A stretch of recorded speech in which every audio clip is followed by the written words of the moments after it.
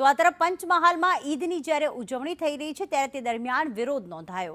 મુસ્લિમ સમુદાય યુસીસી કાયદાનો વિરોધ કર્યો છે અને કહ્યું છે કે શહેરા મુસ્લિમ સિપાહી સમાજ દ્વારા આ વિરોધ કરવામાં આવ્યો કે આ બિલ પાછું ખેંચવામાં આવે। મુસ્લિમ સમુદાયે કાળી પટ્ટી બાંધીને વિરોધ દર્શાવ્યો।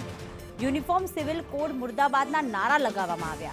કાયદાને લઈને સરકાર ફરી વિચારણા કરે તેવી માંગ કરવામાં આવી છે। जो हिंदुस्तान में यूसीसी जो कायदा बनाया गया है वो कायदा हमें मंजूर नहीं है। हम इस कायदे का विरोध करते हैं। हमारे लिए अल्हम्दुलिल्लाह मुस्तफ़ा जान रहमत सल्लल्लाहु ताला अलैहि वसल्लम की शरीयत का जो कायदा है वो हमारे लिए काफ़ी है। ये हिंदुस्तान आज़ाद मुल्क है जिसमें हिंदू मुस्लिम सिख ईसाई सारे धर्म के लोग रहते हैं और हर धर्म वाले अपने अपने धर्म के मुताबिक ज़िंदगी जीते हैं। हम मुसलमान भी यूसीसी का विरोध करते हैं।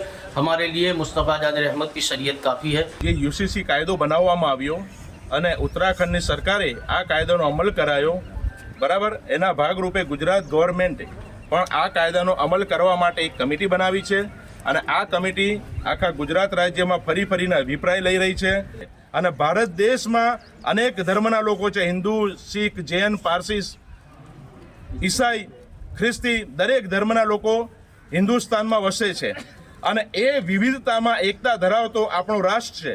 તેથી અમે આ કાયદાનો યુસીસીના આ કાયદાનો સખતમાં સખત વિરોધ કરીએ છીએ।